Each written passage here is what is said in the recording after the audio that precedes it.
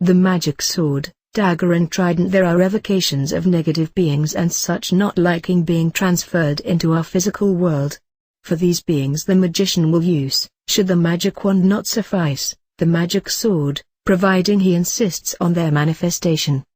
The magic sword has several symbolic meanings, but generally it serves as the symbol of absolute obedience of a being or a power to the magician.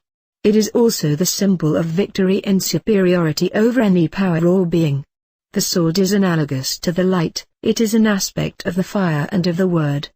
Already the Bible says, "In the beginning was the Word, light, and the Word was with God."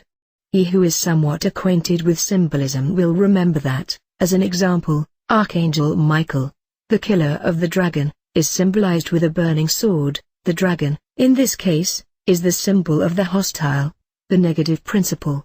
Adam and Eve, too, were driven out of paradise by an angel with a burning sword. The symbolic meaning is also in this case quite clear and unequivocal.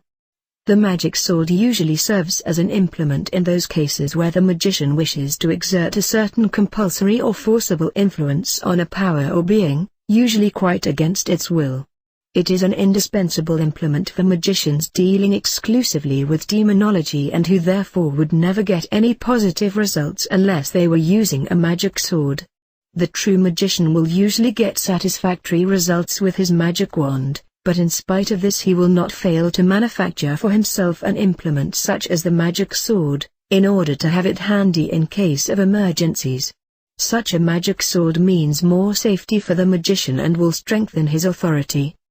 But when working, he will only use the sword for operations, especially for evocations, if a being were to oppose him strongly or to refuse to obey him.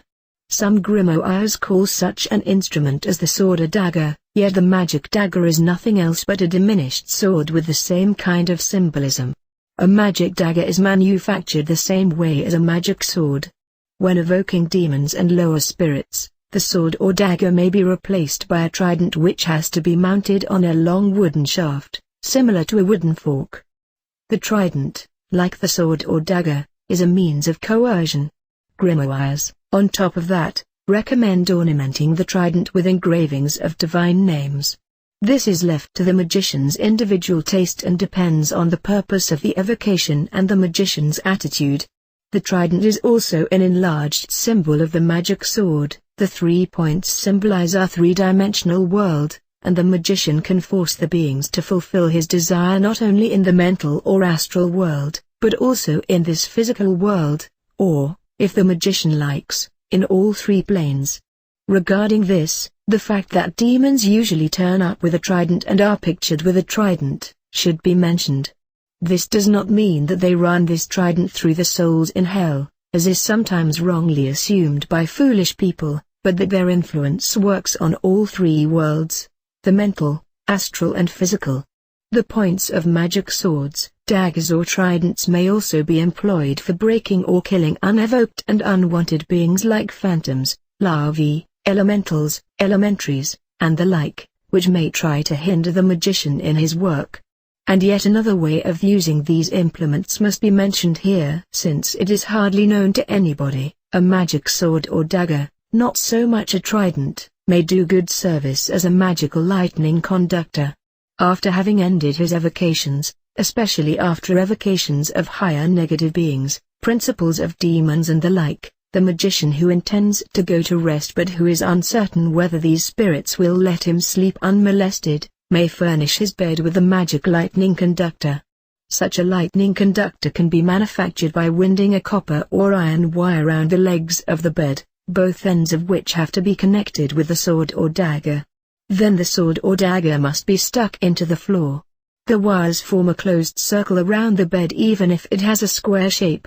The function of the sword or dagger is to conduct the influence directed towards the magician into the earth. Of course, the wire has to be drawn with the wish in the magician's mind, that it will form a circle and that no being or any unfavorable influence will be able to get inside the bed and that every influence, no matter from which being it may come, will be conducted into the earth. In such a magically sheltered bed provided with a magic lightning conductor the magician will sleep undisturbed, and he may rest assured that no influence, no matter from which sphere it may come, will never have any effect upon him, or will ever be able to surprise and overwhelm him. If the magician has no sword or dagger handy at the moment, or if he has to use it for other purposes, a new knife which, in this case, must not be used for any other purposes, will fulfill the same function. This magic lightning conductor will also protect the magician against influences of black magic, especially during the hours of sleep. A well-trained, fully developed magician may be able to do without this implement, for he may draw a magic circle around his bed by force of imagination, mentally or astrally, thereby using his wand, sword or dagger. This will also give him full protection against any unwanted influences. The way in which a magic sword is manufactured depends on the magician's individuality. Several books instruct the magician to use a sword which has formerly been used for cutting off a man's head. This is obviously suggested to raise, in the heart of the magician, a certain feeling of awe, or a certain stress as soon as he takes hold of the sword.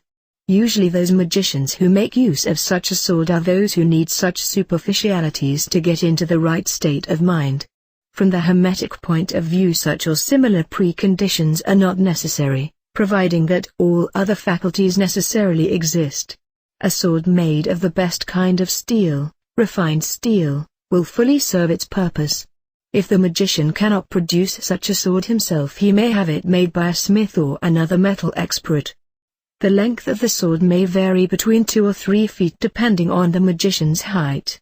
The handle of the sword may be made of copper, since copper is a very good conductor of fluids. The shape of the sword does not play an essential role. It need only be sharpened on one side, but, of course, it can also be sharpened on both sides. Its point, however, must be well sharpened. It depends on the individual taste of the magician, if he has the handle ornamented or provided with suitable symbols. So much about the manufacturing of a magic sword.